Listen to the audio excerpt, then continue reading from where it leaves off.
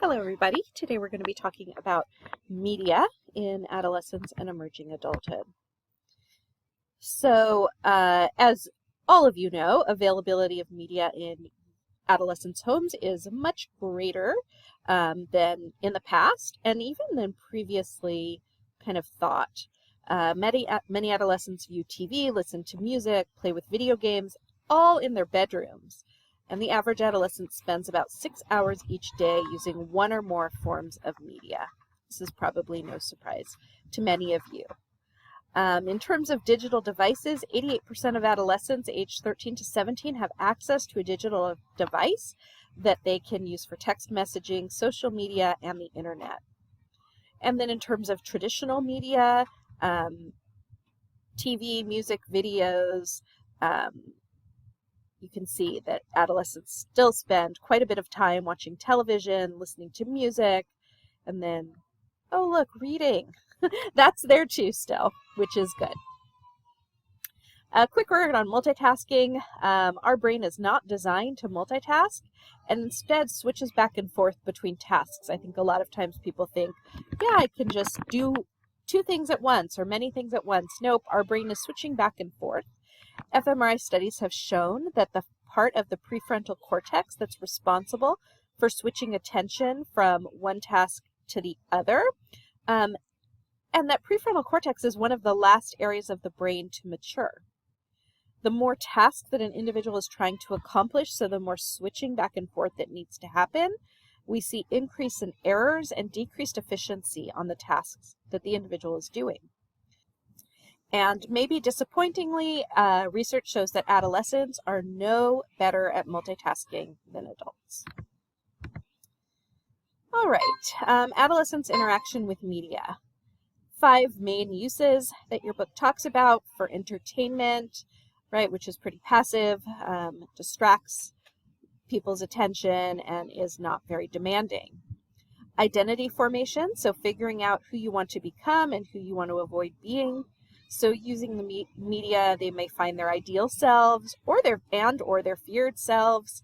Also, media plays a role in gender role identity.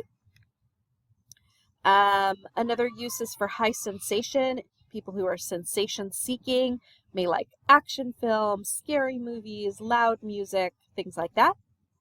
Coping, using media to deal with strong emotions, maybe listening to music when you're sad, something like that. And then youth culture identification, so a sense of being connected with other adolescents by sharing something together on a media platform. Theories of media influence. So the cultivation theory is that TV consumption shapes people's worldviews to resemble what is depicted on TV, right? So you watch TV, that shapes our views to kind of look like what they're seeing portrayed in the media. This leads rise to the mean world syndrome, that the more people watch television, the more likely they are to believe that the world is dangerous, because on TV you may see lots of drama and movies showing how dangerous the world is, and that's often what's depicted in interesting TV shows and movies, because if you just have a very boring worldview in your TV show or your movie, it would be a pretty boring show. So anyhow, people who watch a lot of media are more often or more apt to think, gosh, the world is pretty scary and dangerous. There's also the social learning view of media, that people tend to imitate behaviors that they see rewarded when performed by others. So this is the idea that we learn by watching, right? You watch something that happens on TV, and then you may learn to act that way because they see, oh, that worked in the movie or the TV show, I'm going to try to act like that as well. And then the uses and gratifications approach. This is that people differ in numerous ways that lead them to make different choices about which media to consume, and that even people consuming the same media product will respond to it in a variety of ways depending on their individual characteristic, right? So they may select a certain type of, people select different types of media to use, and then depending on your own characteristics, your own personality, by watching something in the media, you might say, oh, gosh, that's something I never want to do, or that watching something on a video or Facebook page may make you jealous, or might make you have all different feelings and responses to it, depending on your own personal characteristics.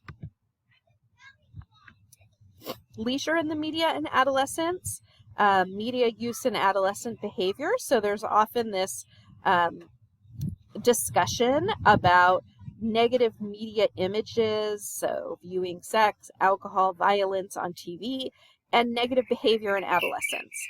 And so then the question is, which came first? It's the chicken or the egg question, right? Is it that by watching these negative media images, that leads to negative behavior? Or is it that adolescents who engage in negative behavior are more apt to watch these more kind of negative media images? That's the idea of a correlation. Or is there a third variable, right? Is there a third variable that's causing both of these things to happen? So we do see this correlation between negative media images and negative behavior, but it's hard to say which comes first. Because a lot of the studies that we do are correlational, right? We ask people, how much of this type of media are you consuming, and what kind of behaviors do we see in the individuals? There are some field studies where one group watches violent TV and another watches non-violent TV, and we sort of look to see any differences between those groups. The findings are fairly inconsistent. There is a longitudinal study that looked at TV viewing and aggression, and it assessed individuals at age 8, 19, and 30, a very long longitudinal study. And in this study, they did see a positive correlation between aggressiveness and violent TV in boys. Okay. So most of these correlational studies show that violent TV may lead to aggression, in particular in children, more so than adolescents. And we have seen this correlation in laboratory study settings as well. So there are some laboratory experimental studies that show the same correlation between violent TV and aggressive behavior. Real life findings are consistent with that, that watching more violent TV also tends to lead to more aggression, but again, the findings are correlational.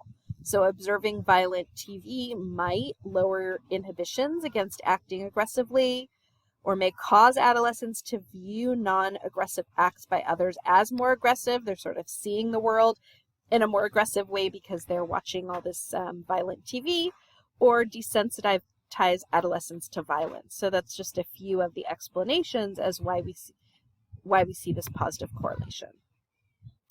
Electronic games and aggressiveness, disagreement in studies on violent video games. Some conclude they are a public health concern. Some concerns are driven more by ideology as opposed to science. Again, this users and gratification approach, studies don't account for people choosing types of media, right? Why do some people choose violent video games versus non-violent video games? So when they ask adolescents why they use violent video games, some will say for the social aspect, some say for fantasies of power, excitement of new situations, and that the games had a cathartic effect, that after using those violent video games, that media experience has the effect of relieving unpleasant emotions, stress or anger, things like that. So does playing violent video games cause aggression?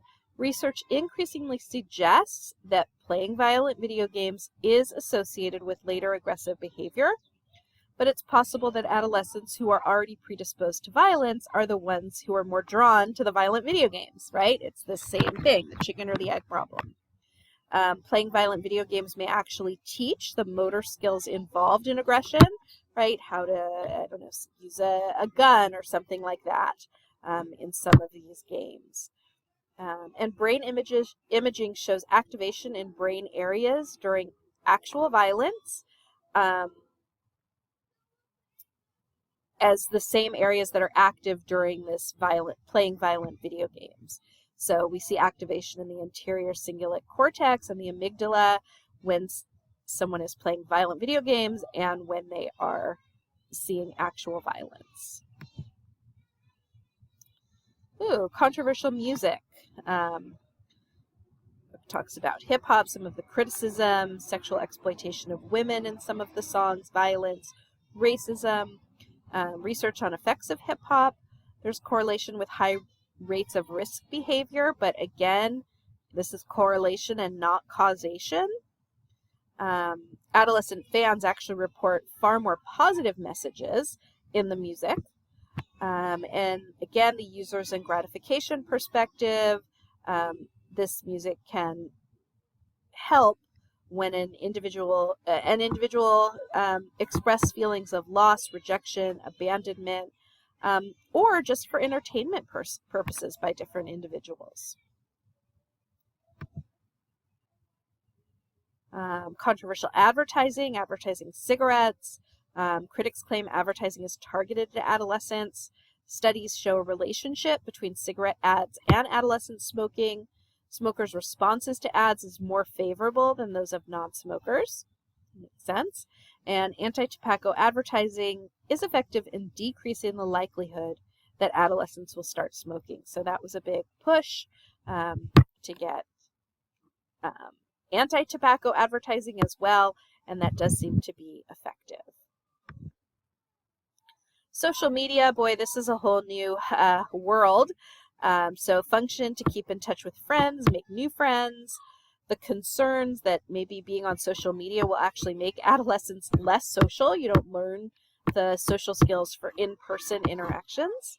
But studies show mostly positive effects on adolescent social lives.